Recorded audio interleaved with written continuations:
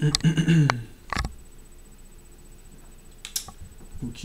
bonjour à tous et bienvenue sur videobourse.fr pour cette émission sur performance. Voilà, là on va mieux entendre. Donc pour cette émission sur performance du jeudi 18 juillet 2013, on va commencer tout de suite. Je vais vous demander si c'est ok au niveau du son et de l'image. On va commencer rapidement. Donc, vous avez le chat écrit pour participer. Et vous avez également le chat audio Mumble que je vais lancer tout de suite.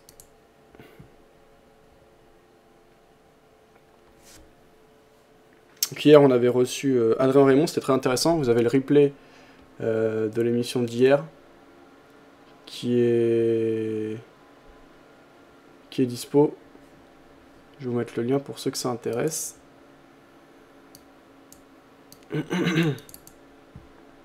Émission qui était consacrée à des analyses sur les devises des pays émergents, notamment la livre turque et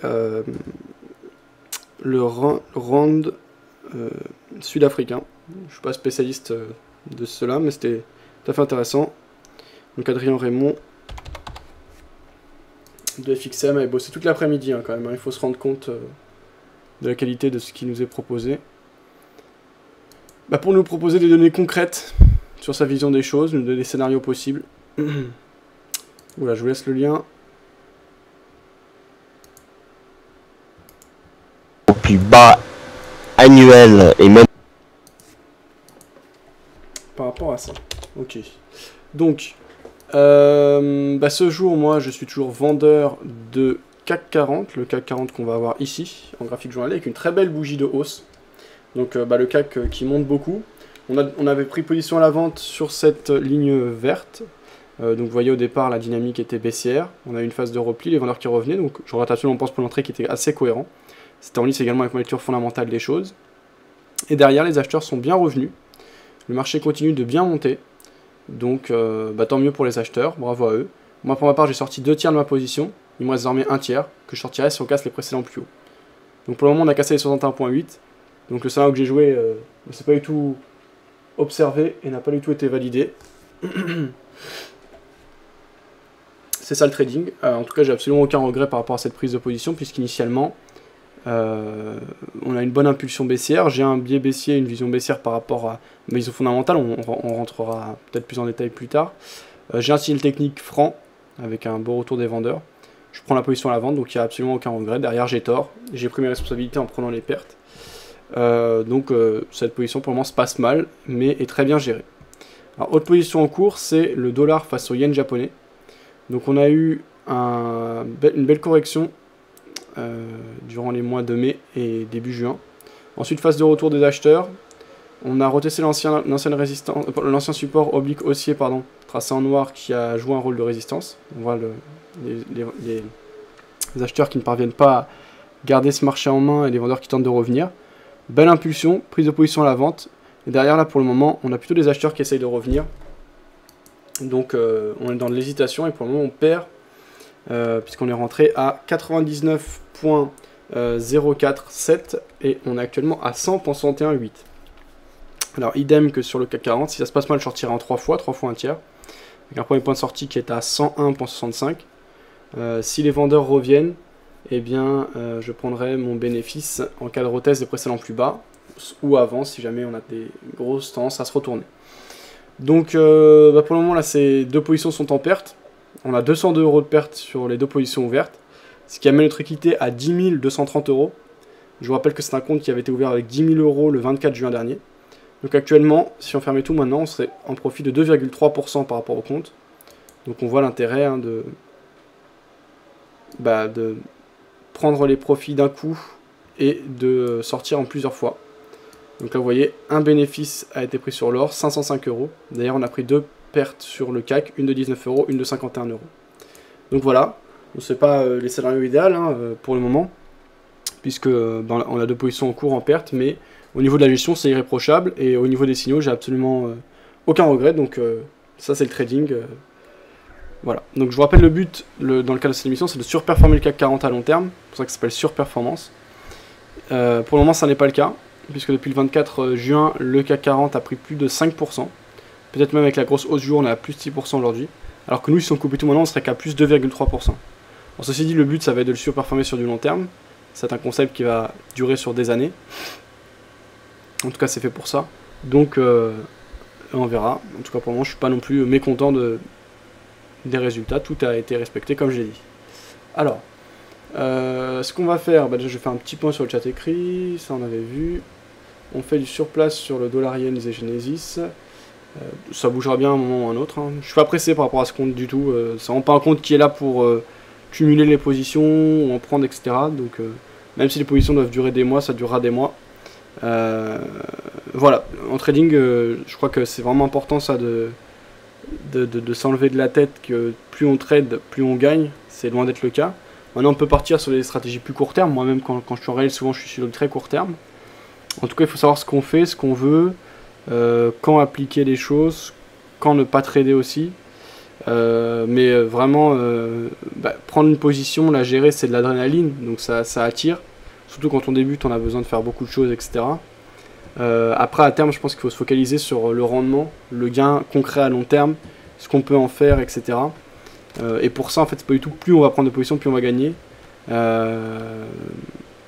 Donc voilà, pas grand chose de plus à signaler, mais là où je veux en venir c'est passer beaucoup de temps à chercher, etc. Pour quelqu'un qui fait du swing, c'est tout à fait normal. Le fait de prendre la position, c'est pas quelque chose qui implique nécessairement de gagner de l'argent, loin de là. Voilà. Alors, ça veut bien non plus ne rien faire.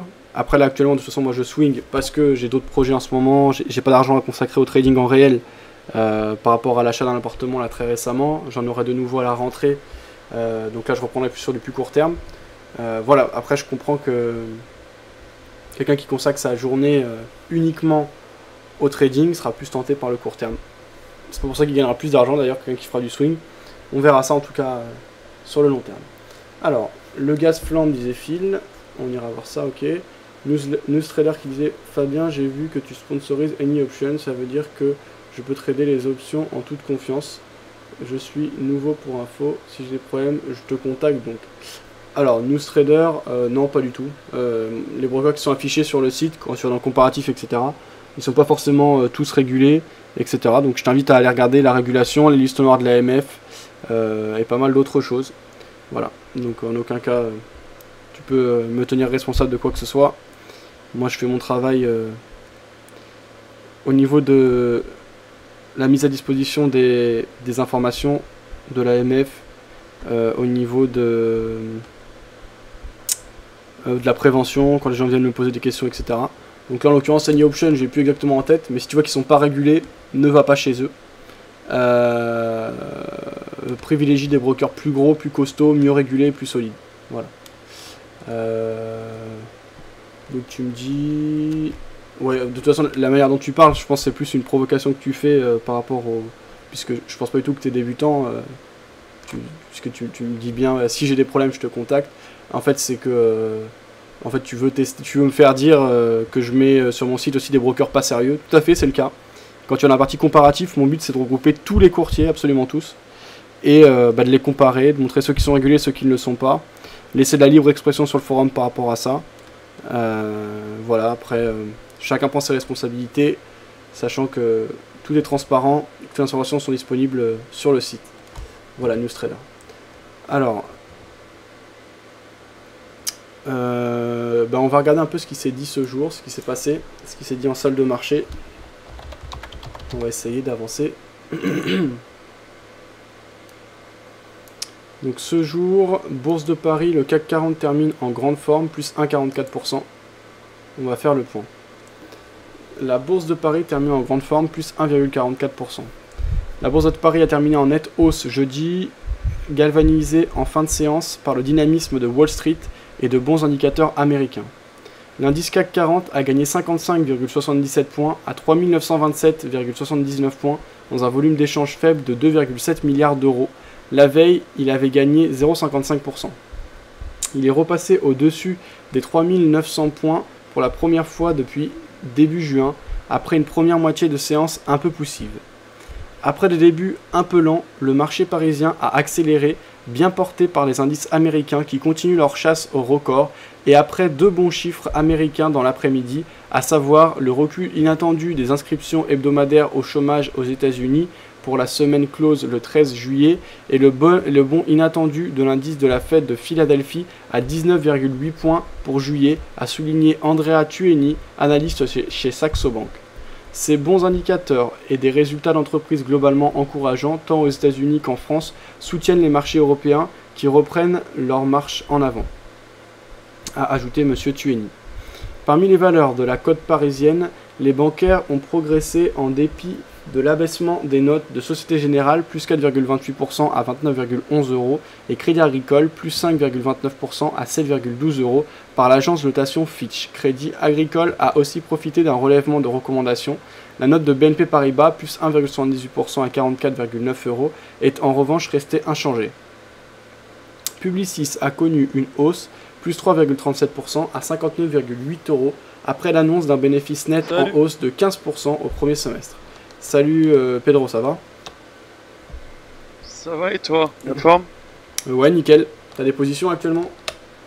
Oh, aujourd'hui j'ai pris une brique. Aujourd'hui j'avais des short CAC, je stoppé. J'avais un short John stoppé. Et puis quoi j'ai pris aussi? Et du DAX aussi stoppé. Très mauvaise journée. Ok. Donc comment ça se fait que tu avais pris des positions à la vente? Parce que c'était ton biais global ou par rapport à un signal que tu as eu ce matin par exemple? Quelque chose comme ça? Ben...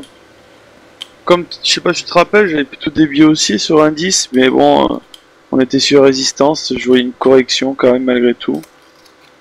Enfin bon, après c'est mon choix. De toute façon, j'ai vu le short ce matin. Bah c'était pas la chose à faire aujourd'hui apparemment.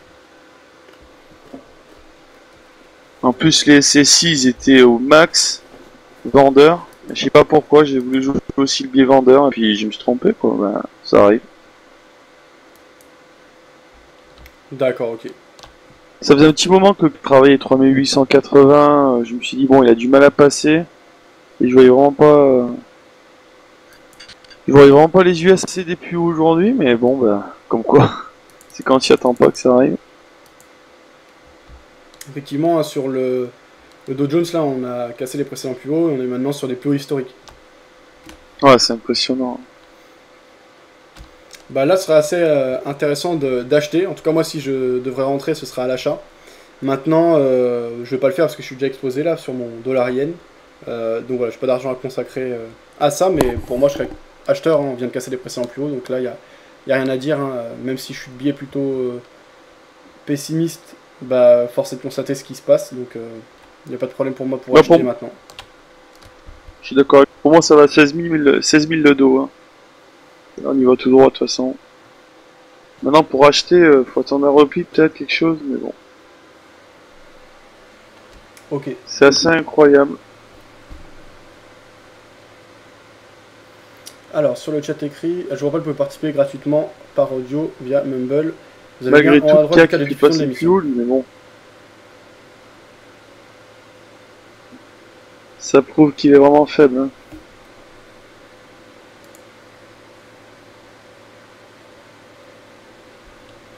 Alors, salut aux autres qui sont connectés sur Mumble. Salut Barch Foreign.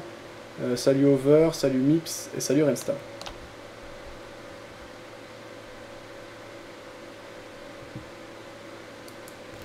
Là, Pedro, t'as tout coupé? Ah ouais, j'ai tout coupé, moi. C'est bon. En termes de pourcentage, ça représente combien aujourd'hui? Ah, j'ai pratiquement perdu 6%.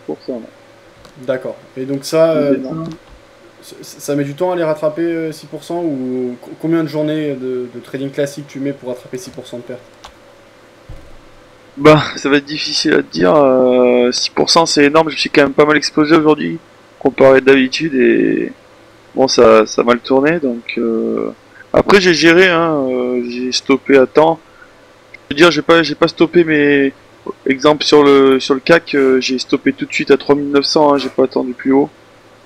J'ai quand même stoppé tout de suite. J'ai senti que le vent tournait, donc j'ai pris une grosse perte, mais je suis plutôt content de mes, de mes rachats de position, quoi. D'accord, parce que ça aurait pu être beaucoup pire si tu n'avais pas pris tes responsabilités. Ah oui, ça aurait pu toujours plus. Enfin, j'aurais pris 23 points de plus sur le CAC, 40 sur le DAX, donc ouais, j'ai. De toute façon, c'était assez sympa, de trade. De toute façon, si on passait 3900, on savait qu'on avait un gros signal acheteur sur le CAC, et quand j'ai vu que le dos faisait des plus hauts, ben, j'ai tout de suite tout coupé. D'accord. Je suis pas content de moi, mais je suis content d'un autre côté, je suis content d'avoir coupé à temps, quoi. Ah bon, voilà. Ok. Alors, ça on avait vu.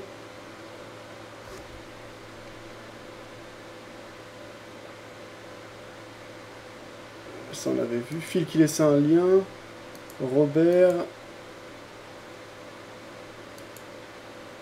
Assad, je crois que tu confonds avec Robert Haddad. Hein. Parle dans une de tes vidéos de Raggy Horner. Effectivement, oui. Ouais, bah, c'était connu, on en parlait il y a longtemps. Avec ses 3 mois immobiliers exponentiels 34. Bon, jamais été spécialement séduit, mais pourquoi pas, ça reste une stratégie de prise de position dans le sens de la tendance sur repli que nous a fait partager Phil, merci.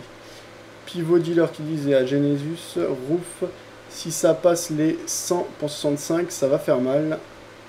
Phil qui disait sur l'euro-dollar en H4, elle marche pas mal.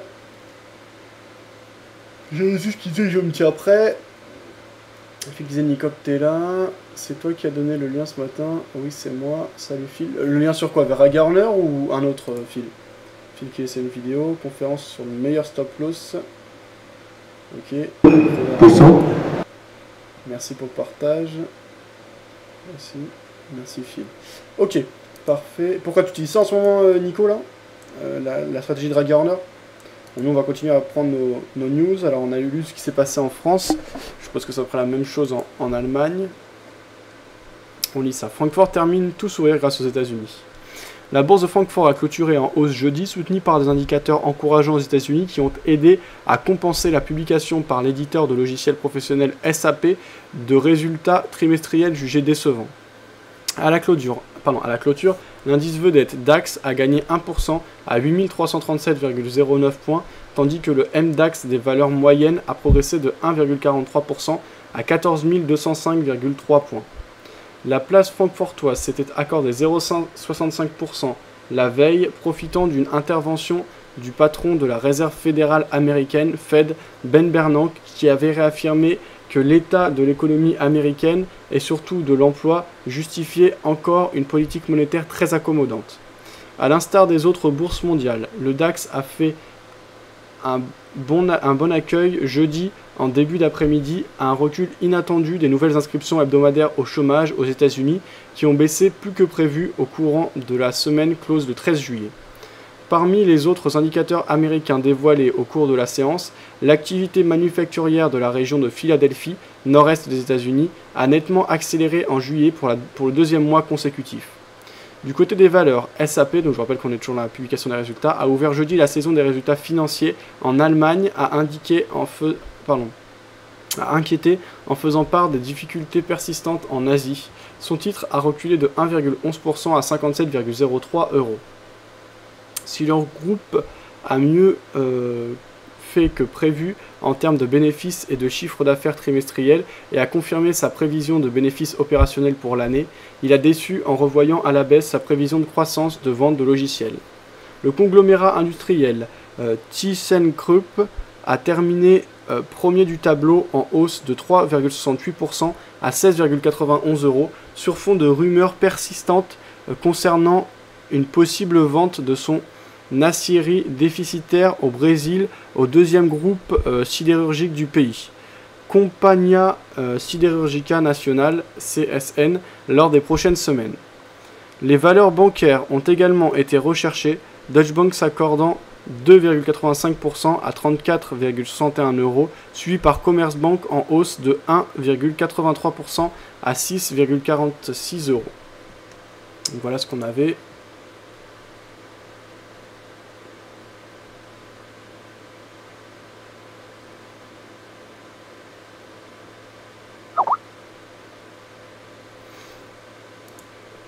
Alors il y avait Nico qui participait via Skype.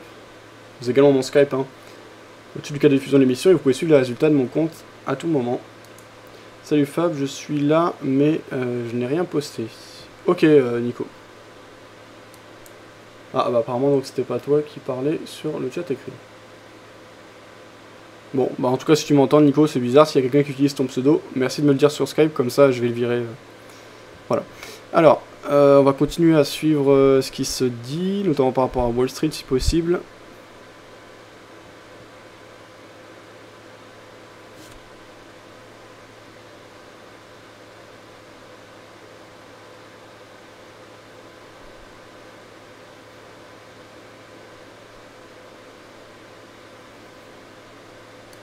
Voilà.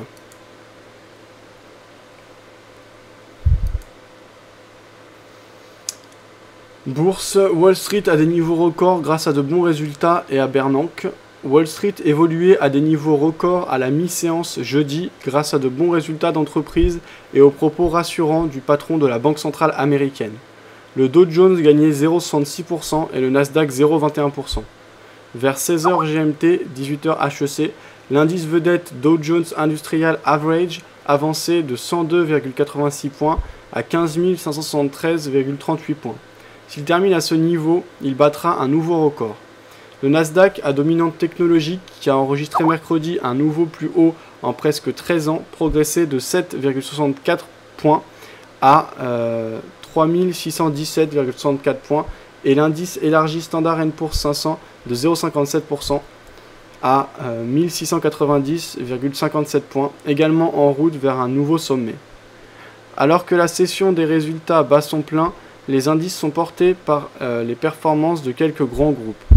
Le titre de banque d'affaires Morgan Stanley, qui a fait part d'un bond de 42% de son bénéfice au deuxième trimestre, grimpait par exemple de 4,94% à 27,85 $, tandis que celui de la compagnie d'assurance santé United Health, qui a dépassé les attentes du marché, progressait de 5,62% à 69,95 $. Le groupe informatique IBM a aussi agréablement surpris le marché en relevant ses prévisions annuelles de bénéfices. D'autres groupes ont déçu les investisseurs, à l'instar d'Intel, le numéro 1 mondial des microprocesseurs. Enfin voilà. Donc ce qu'on pouvait lire dans les salles de marché. D'autres groupes ont déçu les investisseurs, à l'instar d'Intel, le numéro 1 mondial des microprocesseurs, qui a abaissé sa prévision annuelle de chiffre d'affaires, moins 3,79% à 23,23 $, ou de l'émetteur de cartes de crédit American Express, qui a fait état d'un chiffre d'affaires en deçà des prévisions. Mais quand dans l'ensemble les résultats d'entreprise sont plutôt positifs, a relevé Sam Stovall de S&P Capital IQ, alors qu'on s'attendait en début de saison à une progression moyenne des bénéfices de 2,8%, on est désormais à une hausse moyenne de 3,5%, a-t-il indiqué. Les investisseurs continuaient par ailleurs à surveiller avec bienveillance une nouvelle intervention de M. Bernanke, le président de la Réserve fédérale américaine, devant la commission bancaire du Sénat aux États-Unis. Le patron de la Fed s'était déjà exprimé mercredi devant la Chambre des représentants, réitérant son intention de faire évoluer la politique monétaire américaine en fonction de la situation économique.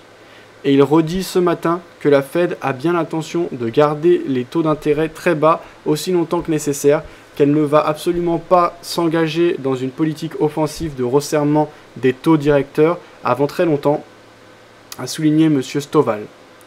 Comme beaucoup d'investisseurs pensaient qu'il allait évoquer un possible ralentissement du soutien de la Fed plus tôt que prévu, et craignant que l'économie américaine ne soit pas encore assez solide pour tenir toute seule, sans aide, sur ses deux pieds, ils sont rassurés par les propos de M. Bernanke, a expliqué l'analyste.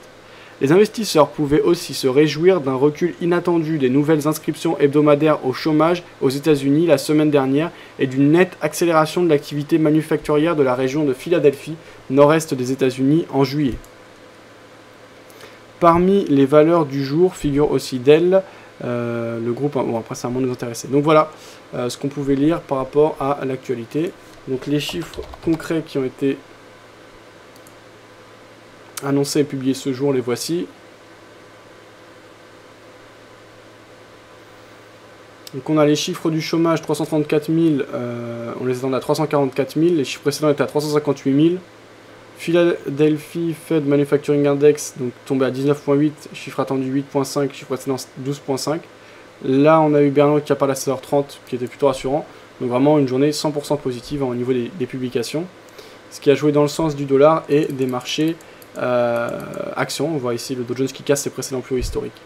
Donc sur ce, on va pouvoir enchaîner et commencer l'analyse technique. Il est 18h28 sur les différents produits que l'on surveille. Alors, ça on avait vu. L'euro-dollar immobilisé dessus. On va aller voir l'euro-dollar tout à l'heure. Phil qui postait un lien sur Twitter. Donc sur le Twitter de Tonton, CAC 40, UT 60, Bad Bull, belle envolée.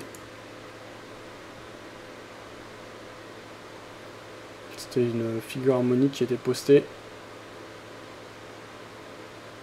Donc a priori on a atteint l'objectif, c'est ça par rapport au CAC 40, Phil, par rapport à ce qu'a posté Tonton là.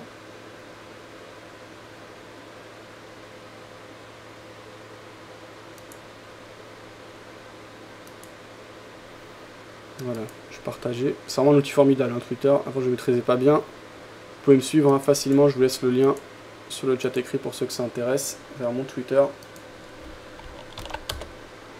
Voilà, donc ça c'était le partage de fil. Pivot dealer qui disait la moyenne 50 est encore trop basse pour que cela pète, je pense. Tu parlais de quel produit, Genesis? Pivot dealer, pardon.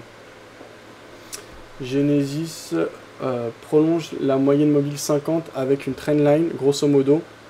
Il y a peut-être une possibilité de voir le moment où ça va se lancer à la hausse. Ok, merci. Pivot dealer qui disait... De quoi? Tes positions? J'entends pas bien.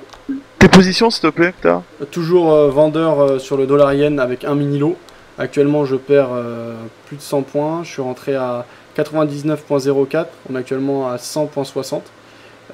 Donc là, c'est une perte en euros qui représente 119,72 €. Et une position à la vente sur le CAC 40 où il me reste plus qu'un tiers de ma position initiale, où j'étais rentré à 3719 et on cote actuellement 3923, donc une perte de 81,80 €. Actuellement, j'ai une équité qui s'élève à 10 231 € avec un compte donc, qui avait débuté le 24 juin avec 10 000 €, donc toujours positif. Mais c'est incroyable. De quoi Attends. Bernard qui soutient encore les marchés américains, donc il injecte encore, enfin il ne pense pas arrêter le cul, on est d'accord. Et malgré tout le dollar monte quand même, et ça c'est dingue quoi. Ouais, bah j'avoue que... J'arrive pas à l'expliquer. Moi non plus. Et là je pense que pour l'expliquer il faudrait le point de vue vraiment de quelqu'un de très compétent. Par exemple Philippe Lermy, à mon avis, pourrait nous donner des explications intéressantes et sensées, mais sinon de prime abord c'est assez compliqué de décrypter par rapport au dollar l'interprétation de ce qui est dit, quoi. Tout est dans l'anticipation, etc. Donc c'est assez compliqué de se repérer, je trouve. Ouais, c'est un coup. Ah ouais, j'ai du mal à expliquer. Il y a des choses que je comprends pas trop. Pour moi, un maintien du gueux, quoi, ça fait baisser le dollar. Enfin, je sais pas. T'as dit un maintien de quoi?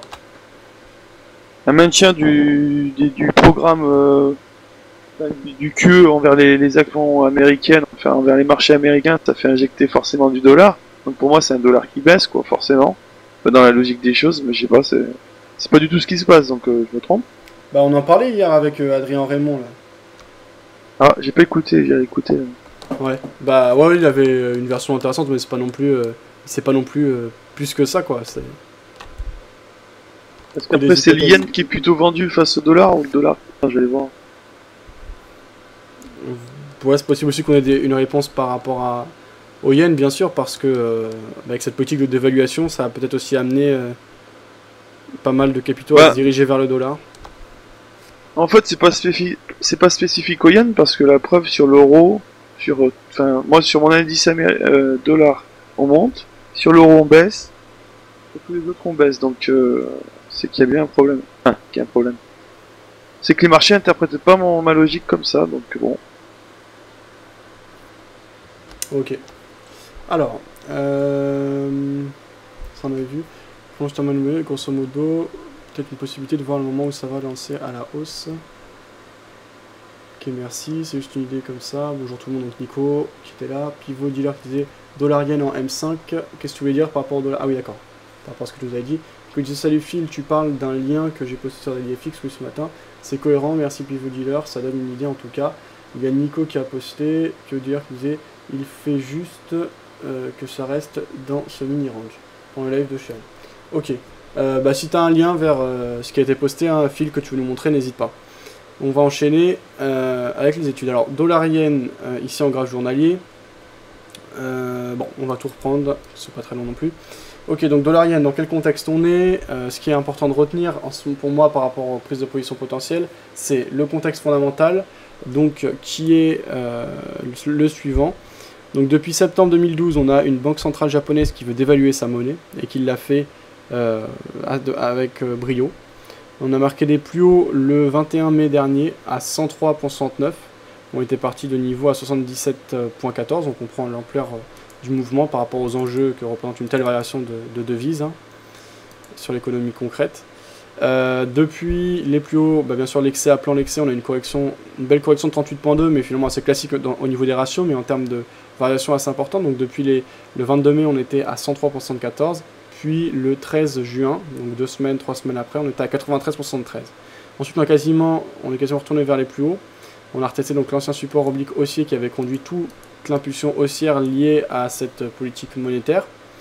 On a une situation de pullback potentielle intéressante, donc plus bas 38,2, retour vers l'ancien support qui joue un rôle de résistance désormais. Les vendeurs tentent de reprendre en main de marché. Pour l'instant, ça n'a pas été particulièrement suivi, en tout cas c'est ce qui a motivé notre prise de position à la vente. Là, on a plutôt des acheteurs qui reviennent. Alors moi je sortirais, si on casse les précédents plus hauts, un premier tiers, un second tiers et un troisième tiers si on casse carrément les plus hauts qu'on ait marqués en mai. Donc il nous reste encore pas mal de potentiel, on verra ce que ça donne, mais pour le moment ça se passe pas bien. Alors dans l'absolu, si on n'est pas en position, à mon avis, il n'y a rien d'intéressant à faire sur ce dollar yen. Salut. Parce que, et bien sûr le dollar yen, on a une configuration de fond haussière certes, mais pour le moment on marque des plus hauts plus bas que les précédents. Je crois avoir compris pourquoi le dollar est monté aujourd'hui en fait. Vas-y, je t'écoute. Grâce aux bons chiffres, je pense. Aux bons chiffres américains, ça fait monter le dollar, tout simplement. Ouais, alors après ça c'est un peu facile, dans le sens, je dis pas ça en critique, mais c'est certains jours on va dire voilà les bons chiffres américains, ça amène plutôt des spéculations sur un arrêt ou un ralentissement du QE, donc c'est pour ça que ça baisse, tu vois ce que je veux dire? Ouais, mais je suis d'accord.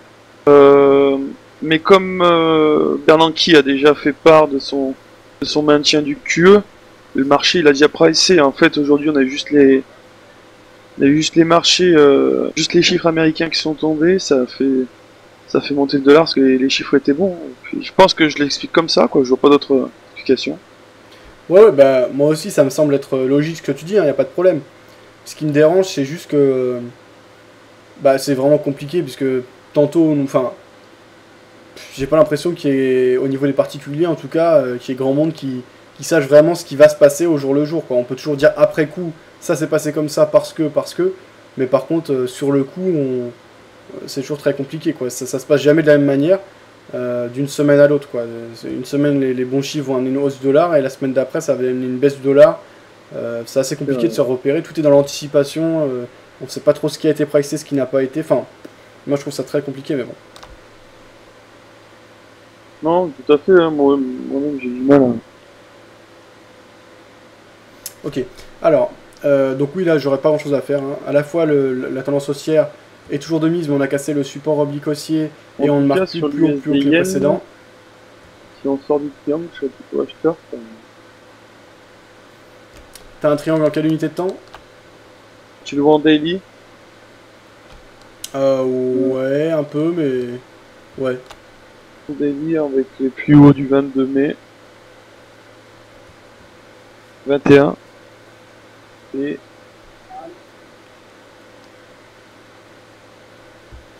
Ouais, je vois, je vois.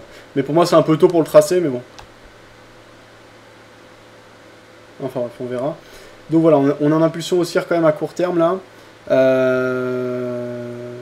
Donc voilà, tant que pour moi, on n'a pas cassé déjà au moins cette résistance oblique baissière, mais combien même, c'est surtout les précédents plus hauts. triangle très Pour moi, long c'est comme ça. compliqué de jouer le scénario haussier. En tout cas, c'est pas forcément des plus cohérents. En revanche, si on casse les précédents plus hauts qu'on avait marqués en mai, ici, ce sera tout à fait cohérent d'acheter et de suivre l'impulsion.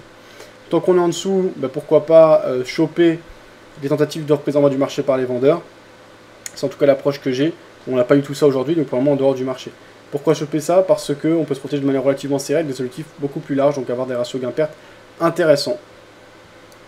Alors par rapport au câble, pas grand chose à dire techniquement. On est dans une dynamique de distribution, dans une zone qui a déjà été pas mal distribuée, il n'y a pas de tendance franche. On a eu à court terme un bel élan baissier, mais on n'est pas parvenu à casser les précédents plus bas. Ces derniers temps, on a eu tendance à faire des gros mouvements de part et d'autre, sans direction franche. Bon, là, dans l'absolu, si je devais prendre position, je suivrais plutôt l'impulsion en cours. Donc, ce serait l'impulsion baissière qu'on avait eue. Ici, on a une phase de correction.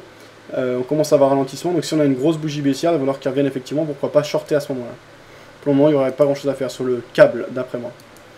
Ici, sur l'eurodoll, on est en plein milieu d'un triangle, dans une zone médiane de ce triangle. Donc, pour moi, rien à faire. Techniquement, dans des zones qui ont été largement distribuées, pas de tendance franche, donc assez compliqué dans ce contexte de mettre les probabilités dans son sens. Euro-yen, belle impulsion haussière, dynamique de fond haussière, un peu même scénario que sur le dollar-yen. Tant qu'on est sous les précédents plus hauts, je ne prendrai pas le risque d'acheter. Soit il fallait acheter carrément plus bas, donc au moment de la phase de correction et du début de retour de la part des acheteurs. Donc si on zoome, on avait par exemple des prises de position dans le sens de tendance de fond sur phase de repli le 17 juin, le 18 juin, voire le 19 juin. Maintenant, c'est un peu tard. Donc, soit on attend carrément la cassure des plus hauts qu'on avait marqué le 22 mai, donc qui se situe à 133 pour 78. Soit au contraire, on attend, si on a un biais plutôt vendeur, un retour des vendeurs francs et on short en se protégeant sous les précédents plus hauts de mai, en allant chercher des objectifs beaucoup plus larges pour justifier une prise de position contrariante. Sur l'or, on voit qu'on s'accumule sur la résistance oblique baissière, tracée en bleu sur le graphique. On est toujours dans une dynamique clairement baissière ici en graphique journalier, avec des plus hauts de plus en plus bas, des plus bas de plus en plus bas. On reteste actuellement la résistance oblique baissière. Si on a un gros retour des vendeurs, comme on l'a eu hier, pour moi par exemple, hier, il n'y avait pas de problème pour shorter l'or. C'était cohérent, même si aujourd'hui ça n'a pas payé, pour le moment ce serait négatif, c'était cohérent parce qu'on a une englobante baissière au contact d'une résistance oblique baissière dans le sens de la dynamique de fond. Donc voilà, pas grand chose de plus à signaler, et pas besoin de faire compliqué quand on peut faire simple. Sur le CAC, alors le CAC déjà je vais simplifier le graphique parce qu'il m'énerve. Enfin non, je vais juste supprimer les trucs directement sur le graphe. Voilà. Ok. Donc on est dans un élan haussier, on a tracé plus de 61 points % la dynamique baissière précédente, donc on a complètement remis en question cette dernière, on est même censé rallier les précédents plus hauts. Si on casse les précédents plus hauts, qui se situent à 4051 points, moi je couperai entièrement ma position baissière, c'est le stop loss de mon dernier tiers de position qui me reste, et derrière je jouerai un biais haussier. Un peu comme sur le dollar yen, on ne change pas de vision, hein. Tant qu'on est sous ces précédents plus hauts, je ne prends pas de position à l'achat. Si on a des beaux signaux de baisse, si on a des convictions fondamentales ou psychologiques au niveau de la psychologie des foules baissières, on peut shorter pour profiter de points d'entrée haut, donc rentrer à bon prix. Le but quand même du trading, c'est d'acheter bas et de vendre haut, en se protégeant de manière serrée et cohérente sous les précédents plus hauts qu'on a marqué il y a quelques semaines maintenant, en allant chercher des objectifs avec des ratios gain-perte importants. Après, moi je suis quand même plus un trader de tendance, donc c'est pas ce que je préfère, mais pourquoi pas. Sur le DAX, même scénario. Sur le VIX, tiens. Alors, le VIX, on va le mettre à jour parce que le futur n'est plus là, on le regardera tout à l'heure. Dollar franc suisse, on a de l'hésitation. Un peu comme sur l'euro-dollar, on est dans des zones qui ont été beaucoup travaillées, dans une zone médiane. Pas grand chose à faire, très compliqué de mettre les probabilités dans son sens dans ce cas-là. Et pas de direction franche des marchés, donc en tant que trader directionnel, il y a mieux à faire. Ou alors on établit des stratégies justement qui nécessitent peu de volatilité. Donc par exemple, achat de zone de survente, vente de zone de surachat, pourquoi pas, à court terme. Mais bon. Ici, le dollar face au dollar canadien, dynamique plutôt haussière ici en journalier, plus bas de plus en plus haut, plus haut de plus en plus haut. Phase de repli, donc rebond à l'intérieur d'une dynamique de fond haussière. Si les acheteurs tentent de revenir, pourquoi pas acheter. Maintenant, il y a mieux à faire à mon avis, mais c'est ce qui me semble cohérent à faire. Attention à la zone de résistance sur laquelle on a buté pour le moment. Donc vraiment, c'est pas l'idéal. Hein. Je dis dans l'absolu ce qu'il faudrait faire d'après ce que je vois, mais ce serait quand même pas le scénario idéal. L'argent ici. Alors, l'argent, on est en dynamique de fond très fortement baissière, avec des plus hauts de plus en plus bas, des plus bas de plus en plus bas. On a eu une très belle bougie baissière hier, donc un peu comme sur l'or. Vendre hier était cohérent, même si aujourd'hui on est légèrement monté. C'est très bien. Vendre hier, c'est très bien. Techniquement, c'est nickel. Il n'y a rien à dire. Donc après, au niveau des objectifs, on peut par exemple parier sur un ralliement des précédents plus bas. Si on arrive fort, on laisse courir et on voit si le mouvement continue. On a la tendance dans l'autre sens et on aurait l'impulsion à ce moment-là, donc ce serait très bien. Si ça se passe mal, on peut sortir en plusieurs fois. Par exemple, un premier tiers en cas de cassure des précédents plus hauts marqués ici. Un second tiers, ça fait un peu haut, donc pourquoi pas ici, ouais, mais alors dans ce cas, on prend une position plus petite. Et puis un dernier tiers, par exemple, en cas de cassure de ces précédents plus hauts là. Voilà, ça permet soit que ça se passe bien tout de suite et on est dans le sens d'impulsion de prendre un bon bénéfice, soit ça se passe mal, on prend une perte mais étalée sur le temps, parce qu'il y a peu de chances qu'on accélère très fortement de manière complètement inverse, même si c'est toujours possible, à ce qu'on a fait précédemment, et on sort en plusieurs fois, donc ça permet de réduire largement les pertes. AUD-USD, moi je reste sur un biais baissier sur ce produit pour le moment. Alors certes on a échoué sur la cassure des précédents plus bas, donc j'attendrai la cassure des précédents plus bas. Les cours actuels peuvent être intéressants, ils ne sont pas complètement inintéressants à la vente, mais moi là j'attendrai quand même une cassure des précédents plus bas, parce que récemment on a rebondi dessus. Donc on a une zone de support qui semble s'être mise en place. Autrement dans un espèce de range là, mais je privilégierai les prises de position à la vente. Il y a une très belle tendance en cours, autant en profiter, hein, ça sert à mettre les probabilités contre soi. Euro face à la livre sterling. Dynamique de fond haussière avec des plus bas de plus en plus haut, des plus hauts de plus en plus haut. Là, récemment, on n'a pas parvenu à marquer les plus hauts que les précédents. On est plutôt dans de l'hésitation, un espèce de triangle qui pourrait être en train de se mettre en place. Donc attention, attention, c'est pas l'idéal comme scénario, mais les dynamiques de fond étant clairement haussières, privilégier prise de position à l'achat. Donc par exemple, acheter si on casse les précédents plus hauts qui ont été marqués il y a 2 jours là. Voilà. Les plus prudents pourront attendre une cassure des précédents plus hauts qui ont été marqués en février. Euro-franc suisse. Alors euro-franc suisse, il faut le jouer d'une manière bien particulière. Un peu comme ce qu'on disait hier avec Adrien Raymond par rapport au dollar face au dollar hongkongais, USD-HKD. Enfin moi c'est ce que je lui disais, après lui, il avait une vision intéressante, même s'il n'était pas exactement d'accord avec moi. Pour moi il faut vraiment profiter de ce seuil des 1.20 protégé par une banque centrale.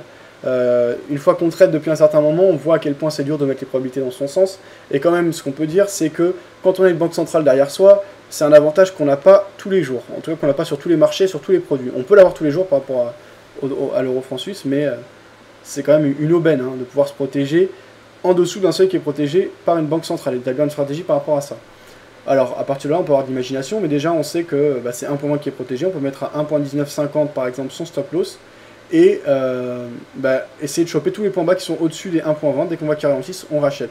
Donc récemment, là, ce qu'on aurait pu faire, c'était racheter. Alors vous voyez, c'est facile à dire et parfois ça pourrait paraître pas facile à faire, mais là en l'occurrence, ça n'était pas très compliqué. En gros, on attend que ça finisse de baisser et dès qu'on a une belle bougie, on achète. Donc là, vous voyez, ça baisse, tac. Le 3 décembre 2012. Au soir, on n'est pas obligé de rentrer et de se précipiter. On prend position à l'achat, on se protège, donc on rentre à 1.2081, on a notre stop loss à 1.1950. On va chercher, peu importe, ça peut être soit 50 points, soit 200 points selon sa lecture du marché. Mais on va dire si on n'est pas trop gourmand, dans le contexte où on était à l'époque, on ne pouvait pas savoir que ça allait accélérer autant derrière, on va chercher même 50 points. Peu importe, hein, on a nos stop loss protégés par la Banque Centrale Suisse. De manière très explicite. Bon on rentre à 1.2080, on va chercher 1.2130, on y va le lendemain, voilà, on est tranquille, on a pris notre TP. Derrière ça baisse, tac, on attend une grosse bougie de hausse, on l'a le 10 janvier, pareil on va chercher 50 points. Alors derrière là, en l'occurrence on les cherche très facilement, on aurait même pu aller en chercher 400 je pense, tant pis, c'est le trading, on peut faire n'importe quoi, voilà. Ensuite on a une belle baisse, bon là on commence à s'éloigner un peu, mais on peut le prendre, hein, par exemple cette journée du 23, vous voyez on a une belle bougie de hausse, on achète, on va viser 50 points, donc on rentre à 1.2421, on va chercher 1.2471, on y va 1 ou 2 jours après, tac ça baisse, là ça remonte, pourquoi pas racheter ici, à ce moment là on a une période de baisse assez forte avant de remonter, mais voilà, ce que je veux dire c'est que de toute façon, tu peux vraiment établir les choses très simplement, il faut bien réfléchir, mais tu sais que les 1.20 sont en soutien. Alors après, quelle zone te suffit? Peut-être que tu vas dire à un 24 j'achète pas, peut-être j'achète pas au-dessus d'un 22, etc. Mais voilà, alors là actuellement, puisque c'est ça qui nous intéresse, c'est l'actualité, on a une belle bougie haussière ce jour. Elle n'est pas folle non plus, mais elle est haussière. C'est pas l'idéal honnêtement, il faut pas non plus rentrer sur n'importe quoi, il faut mieux attendre quand même des bougies très clairement haussières. Que rentrer là c'est trop timide on va dire, donc pour moi ce serait pas suffisant pour rentrer. La dernière bougie qui est intéressante pour rentrer c'était voilà, la bougie du 23 avril. Tac, tu rentres au soir, tu vas chercher 50 points, donc tu rentres à 1.2288. Dans la journée tu vas chercher un point, ouais, tu vas prendre ton TP tout de suite. Ça c'était intéressant, pareil le 3 mai, tu vas chercher très rapidement. Après par exemple le 17 mai, très intéressant, tu vas chercher ton TP aussi. Là c'était très intéressant, par exemple tu vois le 28 mai, le truc c'est que tu serais rentré, tu n'aurais pas cherché ton TP et tu serais toujours en position. Donc voilà. Alors après, donc là pour l'instant tu seras en perte, tu es toujours en position. Mais voilà, tu as pris ta position, tu sais sur quoi tu rentres. Tu as ton stop à 1.20.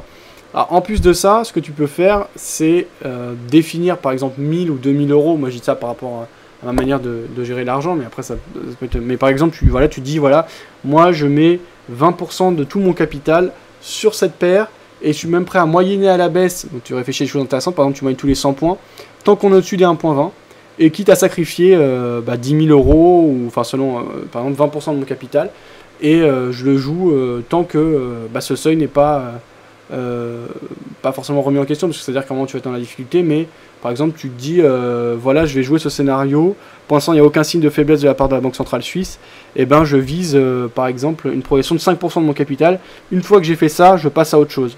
Donc comme ça te permet de, avec une approche quand même assez cohérente, assez simple, d'aller chercher de l'argent. Donc c'est une approche réfléchie, et puis si tu perds, voilà, tu te dis au moins j'ai pas tenté pour rien, donc il n'y a pas de regret à avoir, tu as fait quelque chose d'intelligent. Là j'ai dit un peu des choses comme ça, de précipité.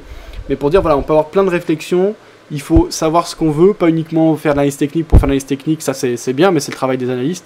Réfléchir pour faire de l'argent, pour acheter des choses concrètes, etc. Moi c'est vraiment ma manière de voir les choses en ce moment. Et ça c'est des opportunités super, vraiment. Voilà, fin de la parenthèse. AUD, GPY, dynamique de fond baissière avec ses plus hauts de plus en plus bas, plus bas de plus en plus bas, belle impulsion, donc privilégier les prises de position à la vente, mais un peu comme sur AUD, USD, tant qu'on n'a pas cassé les précédents plus bas, c'est pas si évident, parce que pour le moment on voit qu'on a du mal à le faire. Donc soit on attend une phase de correction, on reteste de la résistance oblique baissière, on attend que les vendeurs reviennent pour prendre position sur phase de repli avec amorce de rebond, les probabilités sont intéressantes à ce moment-là, soit on attend carrément la cassure des précédents plus bas pour avoir la force et l'impulsion dans l'autre sens. Les marchés américains, ici le Dow Jones, très bien. Achat, voilà, on achète actuellement. Très bien, on vient de casser les précédents plus hauts.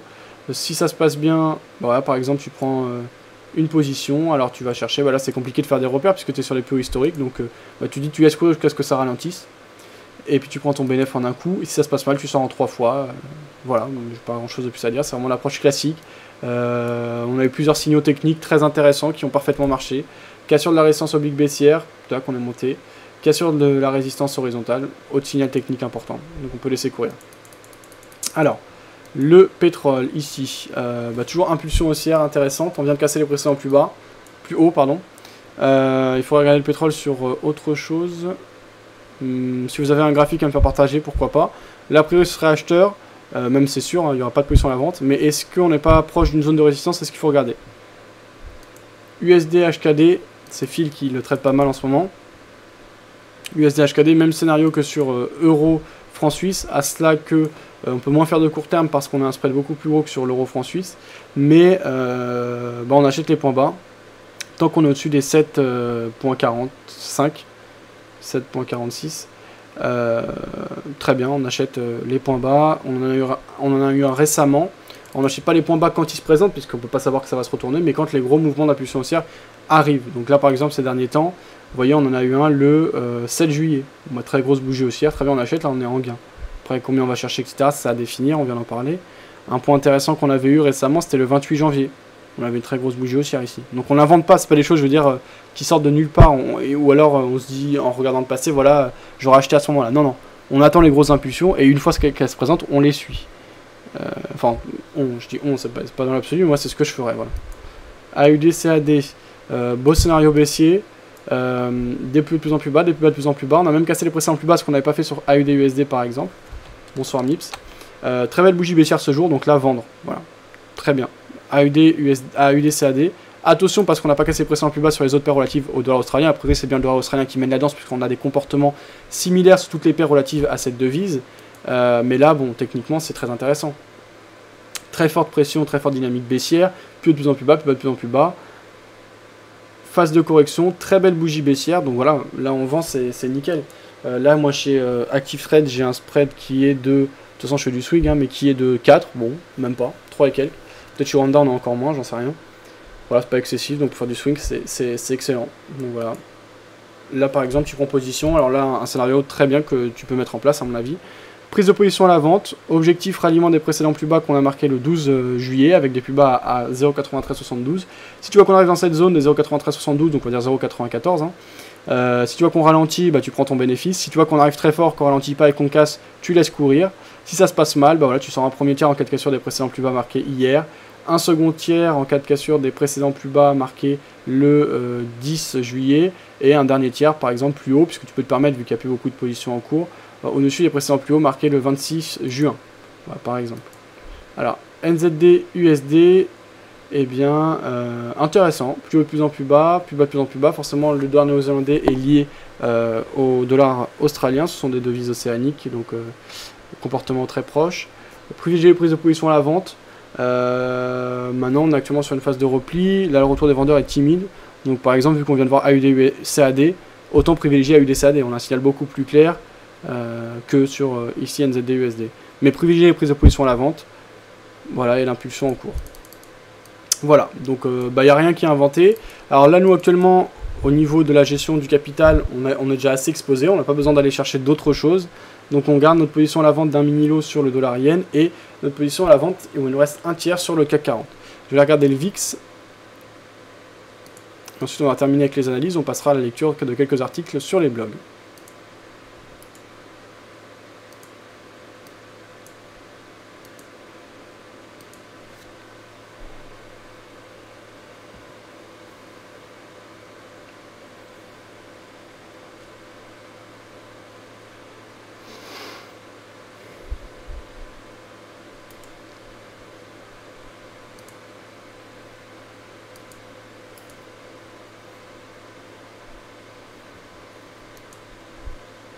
Voilà, donc ici en graphe journalier, on a un VIX qui est à 15,30, donc c'est très bas, c'est très bas. Alors pourquoi 15,30 alors qu'on était à 13 l'autre jour? Ça j'ai pas bien compris. Bon, pour le moment pas d'achat parce que on est en impulsion, mais si on a des retours, pourquoi pas acheter. Après je suis pas spécialiste du tout du VIX, j'en parle pas mal en ce moment parce que j'essaie d'apprendre, mais je suis pas spécialiste. Alors là ce que je vais faire, c'est que je vais lire ce qui se dit à droite à gauche, pardon. Ouais, salut Mips, donc over ce matin 2 fois 10 pips sur paire euro franc suisse. Je me prépare pour le sport après 23h. Très bien Mips. Alors t'es rentré avec quelle stratégie, quelle approche sur l'euro franc suisse? Voilà, moi je parle 50 pips. Puis, en fait ce matin je surveillais je cherchais quelques paires pour faire une petite introduction. Et puis là quand j'ai vu un chandelier franc suisse comme j'ai jamais vu auparavant, j'ai fait oula, ça je prends. Et j'ai pris au passage, quoi. Voilà, là j'ai fait entre guillemets, j'ai scalpé sur là-dessus et j'en ai profité. J'ai fait deux lots enfin, j'ai fait deux ouvertures à 10 pips, deux ouvertures de 10 lots à 10 pips de gain. Voilà. D'accord, très bien. Et t'étais rentré sur une étude en quelle unité de temps? M1. Ah oui, carrément, d'accord. Ouais, carrément, parce que là, quand j'ai vu ça, j'ai fait que c'était tellement énorme que j'ai fait là, ça je le rate pas. C'est un peu comme on verrait sur la lyre, comme les grosses barres qu'on voit sur les paires exotiques, voilà. D'accord, très bien. T'avais pas eu trop de spread sur l'euro franc suisse, c'était acceptable? Ben, moi je suis un démo FXM, donc ça va. D'accord, ok. Je pense que les spreads sont assez serrés, quoi. Ok.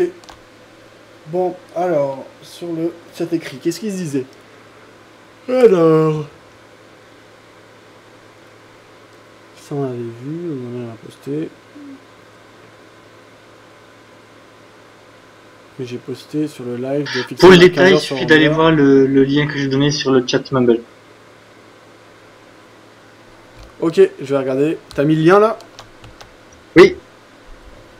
Ok, on va regarder ça.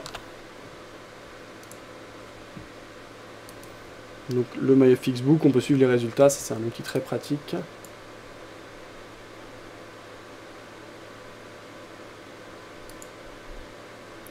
Alors, MyFXBook qui est en train de préparer un nouvel outil de mirror trading très intéressant.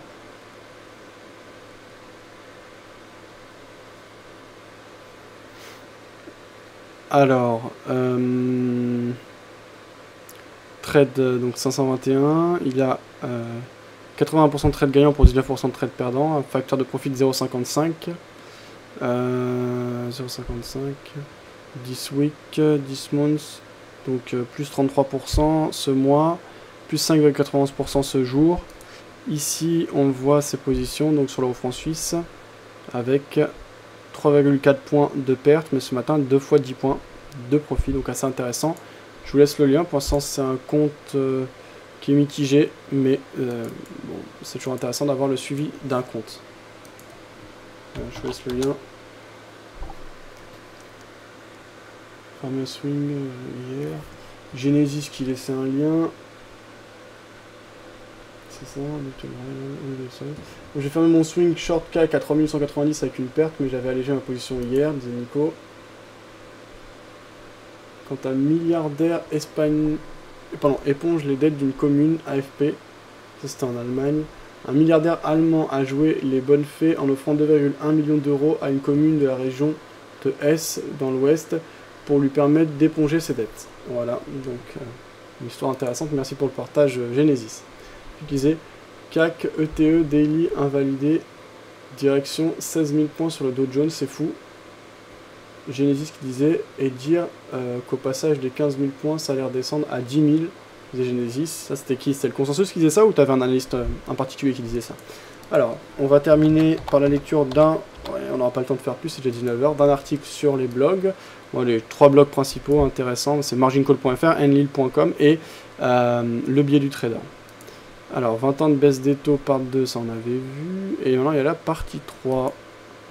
En fait, ça c'est intéressant. Donc, c'est un mec qui écrit au fur et à mesure, là, en 3 chroniques, qui raconte son parcours sur les marchés. Il a été trader professionnel, hein, d'après ce qu'on peut comprendre quand on lit son histoire. Et puis, ben, il raconte comment il a vu au fur et à mesure les taux baisser. Donc, on lit ce qui se dit. 20 ans de baisse des taux, partie 3, le calme avant la tempête. Arrivé à Hong Kong en ce mois de mai 1991, le poste que l'on me confia dans le cadre de mon VSNE concernait plus les taux courts que les taux longs. Il s'agissait avant tout de gérer la trésorerie en francs de la succursale de la banque pour laquelle je travaillais. Nous avions également une activité de cotation de swap de devises entre le franc et le dollar pour permettre à nos clients de couvrir leurs expositions de change résultant de leurs opérations commerciales et ou financières. Le job était relativement simple, d'autant plus que mon patron direct, un Chinois, tenait à prendre les positions directionnelles sur les taux lui-même sans que je n'aie vraiment voix au chapitre. Il me laissait les cotations aux clients, qui étaient peu nombreux à l'époque, sur des maturités qui dépassaient rarement 3 mois, avec des enjeux extrêmement faibles. Et nos relations étaient légèrement tendues par le fait que j'arrivais systématiquement le dernier et largement tous les matins, et qu'il me faisait bien remarquer en me regardant avec insistance sa montre quand j'arrivais, me vengeant bassement en regardant la mienne chaque soir lorsqu'il partait bien plus tôt que moi, décalage horaire avec le marché français oblige. La période qui s'ouvrait, ne nous en doutions pas encore, allait avoir une importance cruciale dans l'évolution des marchés financiers, et c'est encore vrai aujourd'hui, vous le verrez. La Bouba continue de mettre la pression. Le second semestre de l'année 1991 fut relativement calme, avec toujours une Bundesbank qui remontait les taux d'intérêt jusqu'à près de 9% mi-92 pour calmer la surchauffe économique illustrée par un taux d'inflation qui commençait à grimper assez vertigineusement, passant en 2 ans de quasiment 0 à 6%, niveau totalement insupportable pour les Allemands. Donc là il y avait un graphique qui était partagé par rapport à l'inflation, justement, on voyait entre 92 et janvier 2012 l'évolution allemande donc, qui variait entre 0 et 6% et qui a tendance à se stabiliser ces derniers temps. Mais les taux longs baissèrent en cette fin d'année 91 jusqu'à 8,40%, car ce qui était en train de se passer sur l'inflation et sur les taux courts était exactement ce que le marché avait anticipé fin 89, début 90. Et la Bundesbank ne faiblissait pas dans sa volonté de ne pas laisser l'inflation partir en spirale. Les marchés considérèrent que celle-ci n'était que temporaire et qu'elle finirait par diminuer, en même temps que l'économie allemande ralentirait. Et croyez-moi, la Bouba parlait beaucoup moins que la BCE ou la Fed aujourd'hui, mais c'était efficace, et jamais un dirigeant allemand n'aurait critiqué la Banque centrale. Le problème était que, pour la France, que la récession approchait à grands pas et que nous avions besoin de taux plus bas. L'inflation étant à 3% environ de la croissance, déjà à peine 2%. Et l'insensé se produisit. La Banque de France tenta de baisser son propre taux directeur en dessous du taux allemand, c'est-à-dire en relevant moins son propre taux que la Bouba, de 0,10% certes, mais c'était tout un symbole. Le franc, devise historiquement faible, qui avait besoin de taux élevés pour attirer les capitaux, rapportait moins que le Deutschmark. Mais sans que ce soit une catastrophe, l'expérience n'a pas été concluante, car aussitôt des capitaux commencèrent à sortir et le franc légèrement s'affaiblir et la Banque de France fit très vite marche arrière. Le Deutschmark restait la référence absolue. Règle numéro 1, ne jamais s'endormir. Dans ce contexte, mon job était relativement peu excitant, mais j'ai appris qu'il fallait toujours être vigilant, parce qu'il y a des petits malins sur les marchés qui profitent, et ça fait partie du jeu, de la moindre opportunité.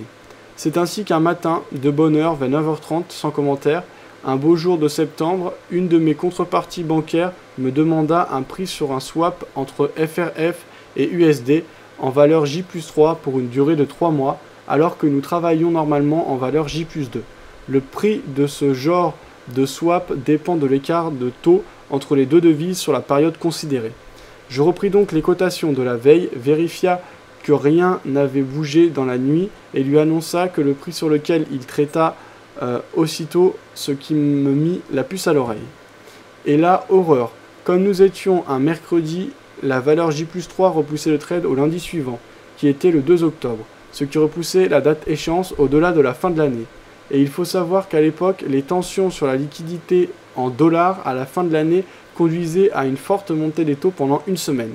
Bref, je lui avais prêté 10 millions de dollars à 6,20% alors que le taux était plutôt de 6,40%. Alors toi qui m'as fait ce coup, je n'ai jamais su qui tu étais, mais si je te retrouve un jour, tu prendras quand même une baffe, même 20 ans après, et après on boira une bière ensemble. Les déséquilibres s'accumulent. Les États-Unis étaient donc déjà en récession en 1991 avec une croissance de moins 0,3% sur l'année et avaient déjà baissé leur taux fortement et le Royaume-Uni enchaîna 2 années consécutives de croissance négative, moins 1,6% en 90 et moins 1,8% en 91, avec des taux qui restaient élevés car ils faisaient partie du SME. Les déséquilibres étaient patents entre l'Allemagne et ses principaux partenaires européens. Le décor était planté pour la pièce qui allait se jouer pendant 18 mois à partir de janvier 1992. La crise, l'agonie puis la mort du système monétaire européen.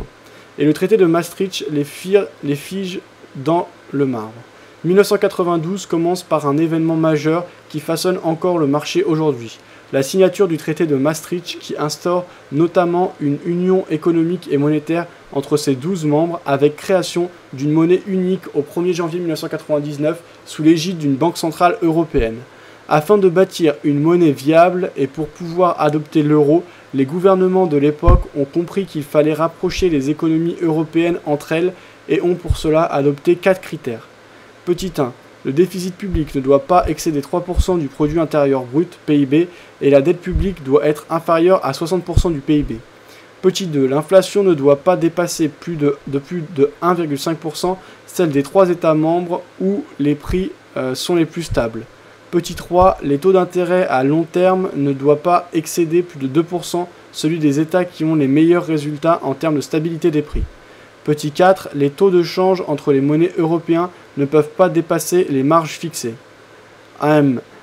Vous remarquerez que le 4 est donc obsolète et qu'aujourd'hui, plus aucun pays sauf la Finlande ne respecte 1 à 3, mais n'anticipons pas. Le SME. Le critère 4 découlait directement du mécanisme du système monétaire européen SME. Chaque devise européenne avait un cours pivot par rapport aux autres et elle pouvait fluctuer de plus ou moins 2,25% autour de ce cours pivot si la devise s'approchait de son plafond ou de son plancher. Le pays concerné devait prendre des mesures éventuellement avec l'aide d'un autre pays. Dans les faits, il y avait deux mesures d'urgence possibles. J'y reviendrai plus tard en détail. Petit 1. Augmenter les taux d'intérêt pour réenchérir le coût d'emprunt de la devise. Petit 2. Intervenir sur le marché d'échange. Si c'était un mécanisme récurrent de régulation, ces mesures ne suffisaient pas. Il était procédé à intervalles réguliers à des réévaluations des monnaies et donc à la fixation de nouveaux cours pivots. Il y avait dans le système 3 devises fortes. Le mark, le florin, le franc belgeo-luxembourgeois.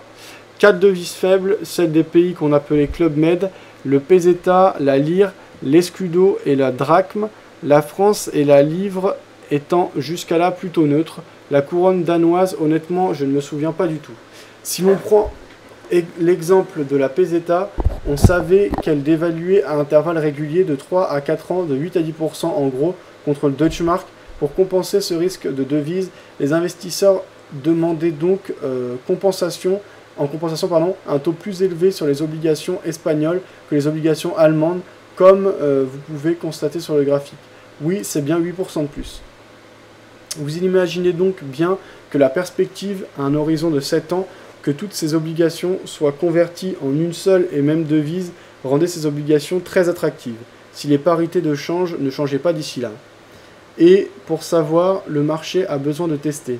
Tester la robustesse du système, voir s'il y a de la résistance et de la part des autorités politiques et monétaires, chercher si les prix actuels sont des prix d'équilibre stables ou pas. Et les marchés ont aussi besoin, pour tester un système, d'une impulsion, certains diront d'un prétexte. L'impulsion, elle, viendra comme toujours d'un événement inattendu, alors que l'Union européenne est en marche, et franchement, il y avait une vraie ambition et un certain enthousiasme dans ce projet. Le Danemark organise son référendum pour l'adoption de l'euro et contre toute attente, en juin, dit non à 50,7%. Dans la foulée, le président Mitterrand décide lui aussi de consulter par référendum en septembre 1992. Les marchés vont pouvoir tester et ça va. Donc voilà, il restera d'autres parties. Je vous laisse le lien vers ce blog, très intéressant, il est 19h10. Donc margincall.fr. Alors, petit bilan et commentaires sur nos positions en cours que vous pouvez suivre à tout moment en cliquant au-dessus ou en dessous du cas de diffusion de l'émission. Donc on a toujours deux positions. Un tiers de notre position ouverte à la vente sur le CAC 40 en perte de 81,40 € et notre position d'un mini-lot encore ouvert entièrement avec une perte de 117 € sur le dollar yen. Je vous rappelle qu'on a actuellement une équité de 10 233 € avec un compte commencé avec 10 000 €, donc un profit de 2,33% depuis l'ouverture de ce compte le 24 juin dernier. Alors, dernier point sur ce qu'il dit sur le chat écrit. Ça, on avait vu. Rouf qui disait dollar yen stoppé, baissé à 100,69, ok. Rouf, donc, c'était quoi ton seuil précis à 100,69, Rouf? Pivot dealer qui disait à Genesis, une possibilité de rebond moyenne 50, plus une possibilité de rebond sur R2 contre une possibilité de cassure, disait Pivot. Non, j'ai pas parlé. Pivot qui disait. Ah, pardon. On est à 66,33%, donc pourtant on a les probabilités largement dans notre sens si on applique cela. Attention ton USD yen là. Sur quoi tu te bases? Je surveille aussi, je surveille la sortie du triangle. Sur quoi tu te bases, Pivot, pour sortir ces statistiques? Est-ce que c'est du feeling ou est-ce que tu as des données précises? J'ai dit ce qui disait, oui, je viens de prendre un petit long. Pivot qui disait, j'attends que ça touche les deux moyennes plus R2 sans une grosse bougie.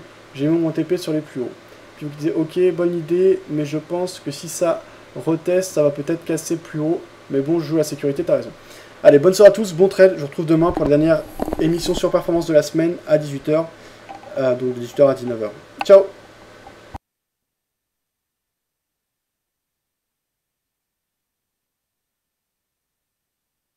Je te propose la EMA34 sur l'eurodoll, elle fonctionne bien apparemment. Avec le système de Raggy Horner là? Comment? Avec le système de Raggy Horner? Ah, je connais pas du tout ça. J'ai entendu ce matin dans le morning et je l'ai mise le MA en H4 sur Eurodol. Et c'est vrai qu'elle marche bien. Hein. Enfin, elle marche bien. Ouais, bah ça reprend. C'est une tradeuse new-yorkaise là, Raggy Horner, qui utilise ça. Ça fait des années qu'on en parle, ouais. Bon, j'avais utilisé un peu pendant le moment, c'est sympa. Ça permet de prendre des positions sur face de repli dans le sens de la tendance. Donc je suppose que c'est valable à long terme, mais y a rien d'exceptionnel non plus. Mais ouais, tu dis que là ça marche bien en tout cas en ce moment. Ah bah regarde, c'est impressionnant. Ok, je vais jeter un coup d'œil.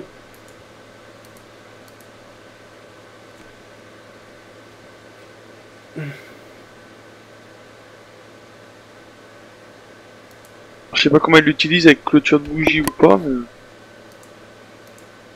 Je sais pas si elle l'utilise en H4. Normalement, il faut mettre les trois. Il faut mettre en high, en low et en clôture. Et ça te fait une vague, et c'est ça qu'on appelle la vague de Raggy Horner. Effectivement, elle est bien respectée, hein, ces derniers temps en H4. Ok. Bon, sur ce, moi j'y vais. Bonne soirée à vous. Ok. Salut. À bientôt. Demain. Ciao, ciao. Demain soir, je suis là.